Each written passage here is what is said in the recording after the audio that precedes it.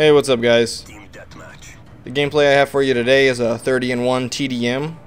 I was playing with a couple buddies in this game, and it was actually during a clan op. They're not in my clan, they were just playing with me, running support. So, toward the end of the game, they give me a couple care packages. I only get a couple kills off them, but if you see me picking up random care packages, don't think I'm stealing them from people. They said I could have them.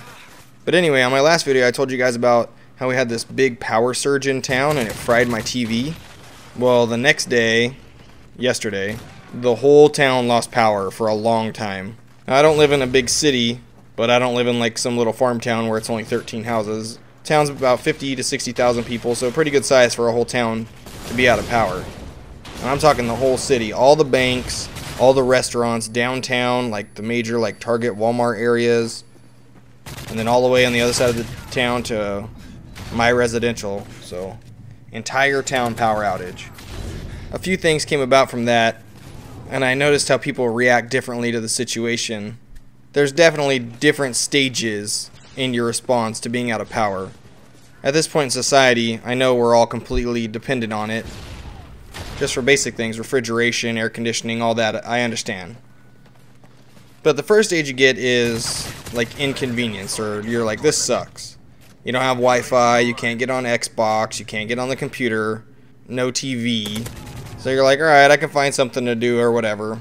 So at first it's just like a minor inconvenience, and that can last anywhere from like starting past 10 minutes, 20 minutes, people start freaking out. When it gets into like hours and all night, people really start freaking out.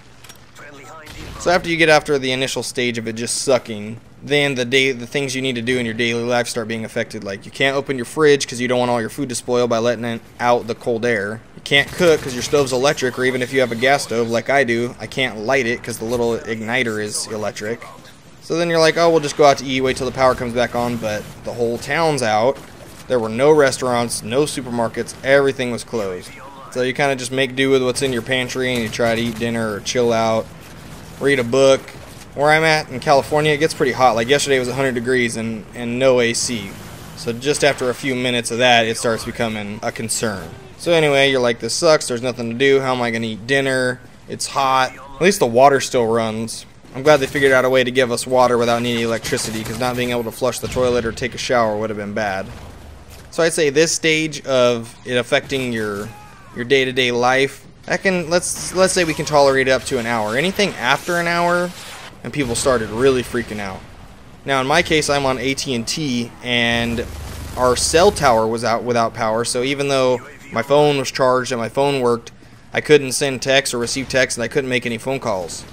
My wife and I couldn't call each other. I couldn't call like all my sisters and people. They don't even have home phones anymore, so it really gave us this sense of isolation, and my wife didn't take to that too easily. She was pretty much freaking out. So anyway, as you progress on hours and hours into it, it's like full-blown emergency planning comes into effect, like a hurricane hit us, or there's a freaking zombie apocalypse.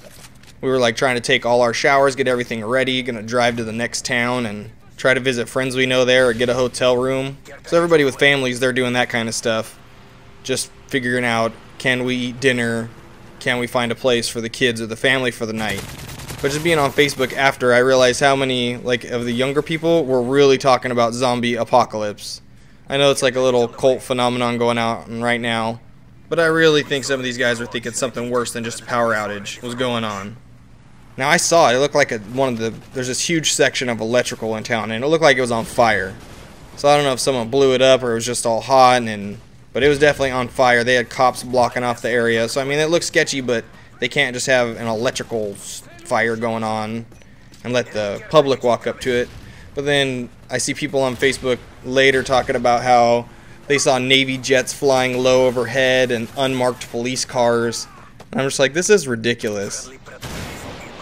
And I know in theory, like people are like, oh, a zombie apocalypse, that's cool, but say something like that really happened. A lot of you are not prepared for that.